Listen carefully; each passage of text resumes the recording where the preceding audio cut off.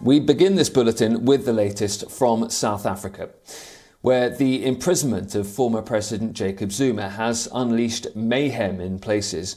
Major roads have been blocked, shopping malls and buildings have been set on fire. Gunshots and explosions are ringing out in some major cities, and the army's been deployed to quell the violence. At least 32 people have been killed and more than 400 arrested so far. In an address to the nation, South African President Cyril Ramaphosa appealed for peace and vowed that the police and army would restore order. As the Commander-in-Chief of the South African Defence Force and our security forces, I have today authorized the deployment of the Defence Force personnel in support of the operations of the South African Police Service. The National Joint Operation and Intelligence Structure, known as NetJoins, has intensified deployments in all the affected areas. The 79-year-old former leader of South Africa, Jacob Zuma, has begun his 15-month-long jail term. Zuma led the country for 9 scandal-marred years, during which over $35 billion are estimated to have disappeared from state coffers.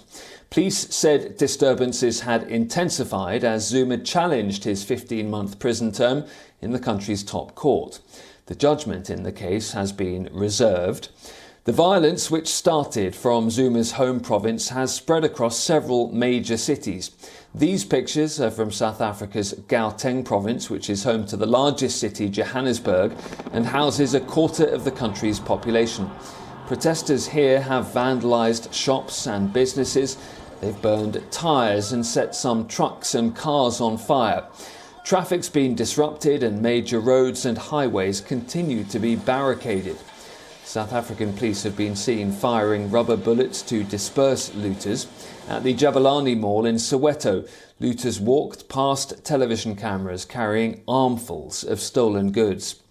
Eyewitness videos on social media show people looting from a freezer storage facility. A mall in the city of Durban has been looted and vandalised.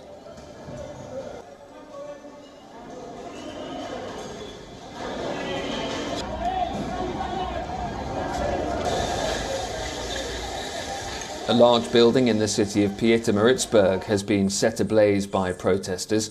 Images on social media show a large fire burning, the thick clouds of smoke seen from a highway at the KwaZulu-Natal province.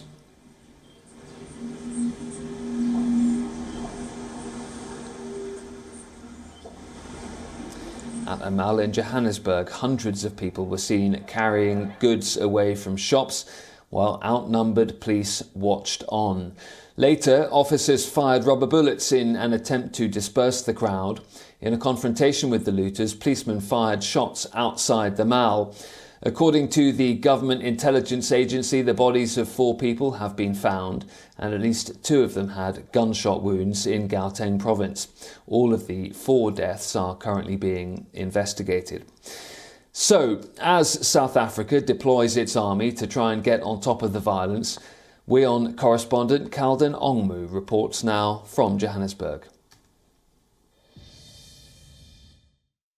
Several days of sporadic unrest and looting in the country has been described as violent, rarely seen before in the history of South Africa's democracy. So far, 489 people have been arrested in KZN and Gauteng since Friday, and 32 people have died.